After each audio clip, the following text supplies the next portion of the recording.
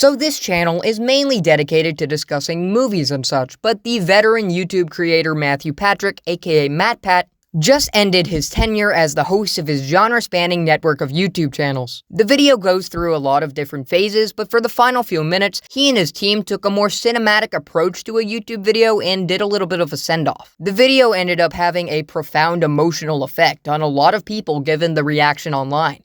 And if I know anything, it's that the media we consume doesn't just affect us because of what's happening, but because of how it's presented. Whether you're aware of it or not, or even if the creators did it unintentionally, every little decision affects how your brain reacts to the experience, making you feel happy, sad, hopeful, nostalgic, etc. So let's do a little theorizing, if you will, or an overanalysis into how MatPat & Co. pulled off this tribute to one of the pioneers of modern internet culture and digital content creation. Hello there, I'm Ibby, and welcome to Cinema Nerd. Like and subscribe for more. Alright, so the part of the video that uses a lot of filmmaking conventions is right at the end. It's right after this sequence where you have a bunch of viewers saying the catchphrase, "But hey, that's just a theory." This part is more typical of a YouTube video, but pay attention to the sound of this part of the video. That's just a theory. The voices are still there, even though we've switched the scene from the recordings to this shot of MatPat's back. This is a fairly subtle version of what's called an L-cut, an editing technique that has the visuals of the current scene over the end of the previous scene's audio. This doesn't have any major symbolic meaning. No, I'm not a high school English teacher. All it really does is blend the two scenes in a way that feels smooth and natural. It's a small detail that exemplifies the production quality and intricate design commonly seen on the theorist lineup of channels. Then there's a little moment with the music, which is seemingly an original composition just for the video. I'll talk more about the overall choices made with the music in a bit, but for now, listen to this drum sound. I don't know the exact terminology, but to me, it sounds like a drum roll or a singled-out version of a high school drumline introducing the football team before a game. Both of those are sounds indicating that something is about to be showcased. This split-second audio cue gets us mentally ready to see whatever is being put on display. In this case, it's the team members, who are getting a passing of the torch moment since they're taking over as the hosts of the four core theorist channels. They likewise get to say the outro catchphrase for each of their respective channels one by one. Now, as they're doing that, the camera is elegantly panning horizontally from left to right. The level of tilt stays very consistent, and so is the speed of the camera movement. It's neither the fanciest nor the most expensive of camera movements, but the gracefulness of the move's execution gives it the impression that A, this is all well planned out with a certain amount of polish, and B, it's a beautiful camera movement to highlight what is meant to be a beautiful moment. The production value on display isn't like $1 million movie, but it is at a higher level than the usual theory video, giving the moment an elevated level of importance. However, this isn't anything too fancy. The team isn't trying to glorify themselves too much. The other visual characteristics are much less extravagant, closer to a YouTube video than a Hollywood film. They're on a live streaming set that the audience is most likely already familiar with, and the saturation, white balance, and other color settings are all pretty naturalistic. It seems to be fairly far away from the subjects, but it looks like it's zoomed in quite a bit to make the moment feel cozy, honest, personal, while remaining practical to film and not too close as to where it's uncomfortable. Let's also look at the lighting. It looks like they're using roughly the same lighting setup as a normal live stream or video shoot in this location. They're all evenly lit with no prominent shadows. If they wanted to make it more quote-unquote cinematic, lighting one side of the face less and creating depth in the image, as well as changing the aspect ratio of the shot, are all easy shorthands, but ultimately ones they didn't use. Basically, it seems like MatPat & Co. decided to make this more cinematic than a usual video, but they didn't go too overboard with it. They're still, at the end of the day, a small team of people who have fostered a very close connection with viewers over the years. That parasocial relationship between viewer and creator has become essential to the landscape of social media content. Once we're done with the new host, the camera pans upwards to refocus the attention on MatPat. At the same time, the focus is adjusted within the camera's lens. Now MatPat is in sharp focus and the rest of the shot is slightly blurred. This subtly controls our attention and makes sure we're paying attention to what MatPat is doing. He's the new subject of the shot. This also further demonstrates the channel's simple standard of quality. So what is MatPat doing now? He was there earlier in the shot, but that seems like it was mainly to smoothly transition from him to the new hosts and to establish that he's here on the scene. He was wearing this bright red leather jacket, which he's now taken off and is putting on a coat rack of sorts. The fact that MatPat so often wears this jacket has actually been a long-standing meme and inside joke within the community for several years, one which he's consistently called attention to over time. His brand and image is closely associated with that red jacket, and as such, it's connected to his time on YouTube. It's also the color red, which is the same as the YouTube logo, but I'm not insane enough to think that was actually intentionally done on purpose for, symbolic reasons. He also has a light blue piece of paper inside the back pocket of his pants, so this clearly has a deep meaning that we may never understand. Anyway, in storytelling terms, the red jacket is what we would call a motif, a recurring element that holds some meaning. It's not the most complex symbolism, but it did strike a chord with people. It's a visual signifier of MatPat leaving his life as a YouTube personality behind, and the experience will never be the same for us, or for him.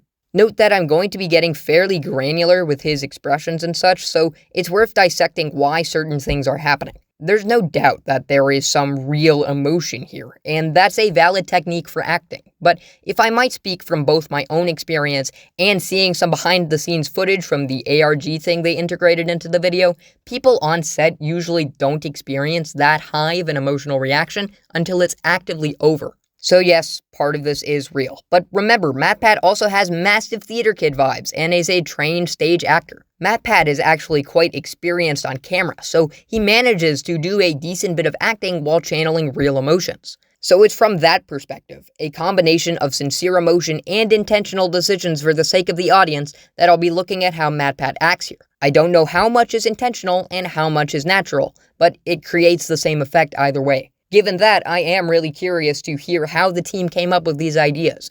Anyway, it's English teacher time, let's go. As MatPat motions away from the wall as he's about to leave the room, he actually keeps his hand on the jacket. This is his whole life and legacy. It's a difficult thing to let go of. But he turns to the new hosts, with bittersweet emotions clearly on his face. Then there are some very subtle facial moments that actually convey a lot of meaning. Again, the line between the lived reality of Matthew Patrick the person and how he presents himself to the public as MatPat is extremely blurred. So even if these are acting decisions, they do reflect the actual person. MatPat looks first to the end of the line of new hosts, then to the other end, which is just off screen. And when his gaze returns back to the side we can see, he gives a nod. This could mean a lot of things. It's both a physical manifestation of his acceptance with letting go of his life and career on camera, and kind of a seal of approval for his replacements. With this gesture, he shows that he believes the internet empire he's built, and the legacy he's made that's touched so many lives and completely transformed his own life, is in good hands. So he lets go of the jacket and looks directly at the camera, directly at us. And whereas he was more somber before, there's this satisfied smile on his face now. And he gives what's probably my favorite little moment of the whole video. Before he looks away, he does this quick eyebrow raise while smiling. And I don't know, man, something about that just worked. I don't know what exactly it is or what it signifies. It's probably a mix of a lot of different things. Some of it is probably just a what's up. Some might be a final acknowledgement that the world is watching him. I see it as proof that he has some level of awareness and contentment. He's confident in his choice after what he's openly stated was an extremely difficult decision. He knows what he's doing, the history he's creating, the moment he's making for millions of viewers, and he's satisfied with it. Something about that moment is just perfect to me. It just feels classic. The camera keeps tracking him as he walks to the door, seemingly confident and enthused, about to leave the room. Now, he can just have the pure, blissful joy of post-YouTube life. Then his smile widens as he high-fives his wife and longest-running collaborator, Stephanie. She's had an on-screen role on the channels for years now, which it appears she's also largely exiting. There's nothing much to analyze here. She's very clearly excited about the more open schedule. In order to face the new camera setup, because that one has better framing for this shot, more on that in a bit, MatPat, clearly holding back some emotion, does this little spin twirl thing. This should probably spark some speculation online because despite being a married man and having a child, MatPat's level of zest has somehow always been higher than his subscriber count. And as such, the fanbase has often joked that he's hiding something, but hey, that's just a theory. A game theory. Back to the music. As all of this was happening, the music was building. It's been a version of the game theory intro song that's gone through many iterations over the years. Since it's a musical motif, it's called a leitmotif.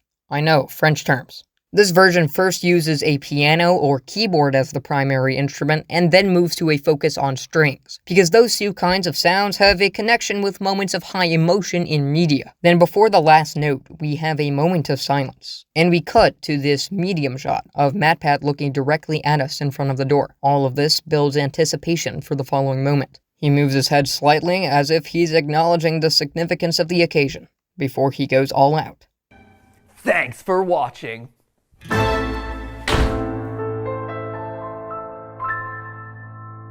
We fade to white as twinkly piano notes wrap up the scene, giving it a sense of finality.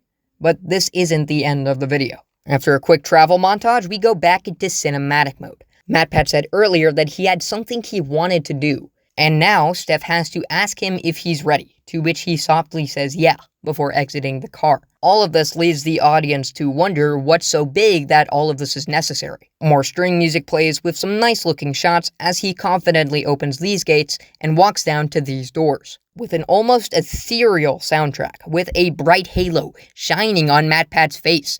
With an almost ethereal soundtrack, with a bright halo shining on MatPat's face. Who do we see opening the door but Scott Cawthon, the creator of the Five Nights at Freddy's franchise, the IP that MatPat probably has the strongest connection to. All of this reverence the sights and sounds of the scene give are absurd, but somewhat justified.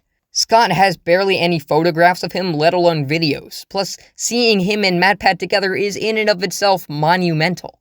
Again, MatPat smiles and enters the house, as we shut the door and return to white. It feels like MatPat is transcending, joining someone in this serene circumstance who is seen as legendary due to his rare appearances and lofty accomplishments. It's not just teasing future projects from these two, but it's presented like he's about to go to heaven. It's all very sappy, and people went crazy for it. Even the wardrobe seemed to hold some significance. It's as though MatPat is in his pure form, with just a black shirt and jeans, while Scott is again placed in a position of high regard and veneration, with a fancy green jacket. But hey, that's just a theory. And so concludes MatPat's career as the host of Game Theory and its sister channels. So yeah, that's an overanalysis of the final video with him as the lead. If you'd like to see some more cinema content on actual movies, check out the rest of the Cinema Nerd channel, subscribe, like, comment, all that. It would mean a lot to me. For the foreseeable future, I've got a lot more frequent uploads on the docket, so there's plenty to look forward to. Thanks, and have a good one.